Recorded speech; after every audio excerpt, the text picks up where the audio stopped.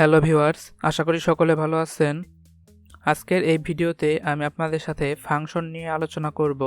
Function হলো বড় কোনো প্রোগ্রামের ছোট্ট একটি অংশ। অনেক সময় একই কাজ প্রোগ্রামের বিভিন্ন জায়গায় করতে হয়, এজন্য সেই কাজটি একটি ফাংশনের মধ্যে সম্পন্ন করে পরবর্তীতে শুধু সেই ফাংশনের নামটি উল্লেখ করলেই হবে।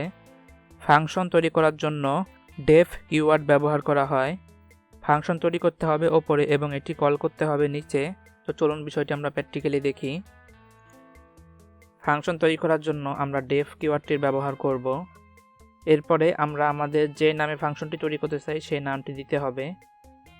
এরপরে আমাদের ফার্স্ট ব্র্যাকেট শুরু করতে হবে এবং শেষ করতে হবে।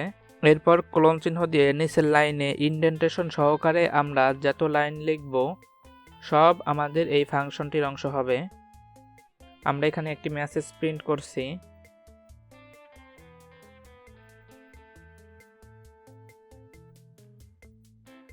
এবার এই কোডটি রান করে দেখি কি আসে। কোডটি রান করলে আমরা আউটপুটে কিছুই দেখতে পাবো না, কারণ হচ্ছে আমরা ফাংশনটি তৈরি করেছি কিন্তু ফাংশনটি এখনো কল করিনি। ফাংশনটি কল করার জন্য ফাংশনটির নামটি উল্লেখ করতে হবে। এবার এই কোডটি রান করলে আমরা ফাংশনের মধ্যে যে কাজগুলো করেছি তা আমাদের আউটপুটে দেখাবে। আমাদের প্রোগ্রামে আমরা যতবারই এই ফাংশনটি কল করব ততবারই এই ফাংশনের মধ্যে থাকা কাজগুলো হতে থাকবে।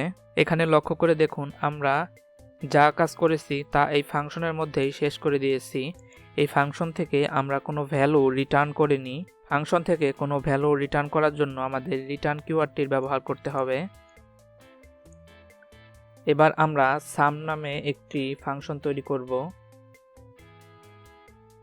এর মধ্যে আমরা দুটি ভ্যালু অ্যাসাইন করছি। এবার আমরা রিটার্ন কিওয়ার্ডের পরে মনে করুন দিয়ে দিচ্ছি a+b, অর্থাৎ এটি a এবং b এর যোগফল নির্ণয় করবে এবং সেটি রিটার্ন করবে।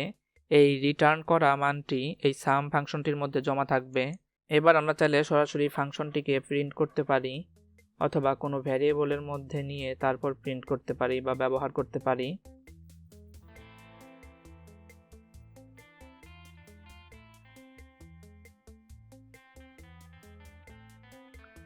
এটি রান করলে আউটপুটে আমাদের 10 এবং 5-এর যোগফল 15 দেখাবে।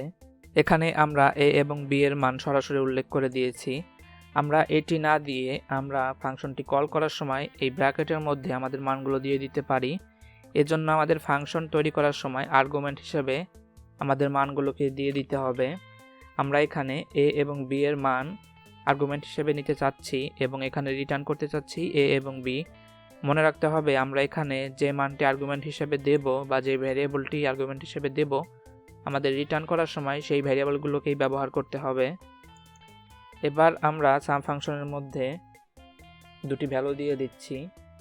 এটি রান করার পরে আমাদের এই দুটি ভ্যালুর যোগফল আউটপুটে দেখাবে। এখানে যদি আমরা একটি ভ্যালু দেই কিংবা 3টি ভ্যালু দেই তাহলে আমাদের আউটপুটে এরর দেখাবে।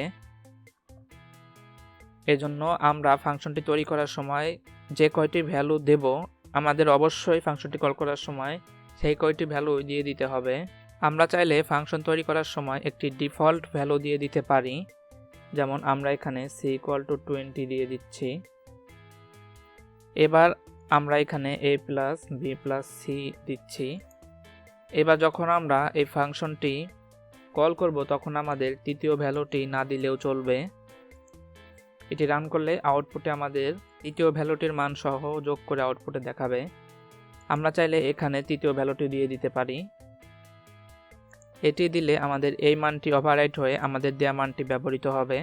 আশা করি ফাংশন কিভাবে কাজ করে তা আপনারা বুঝতে পেরেছেন। ভিডিওটি ভালো লাগলে সকলের সাথে শেয়ার করুন। লাইক, কমেন্ট, সাবস্ক্রাইব করে আমাদের সাথেই থাকুন। ধন্যবাদ।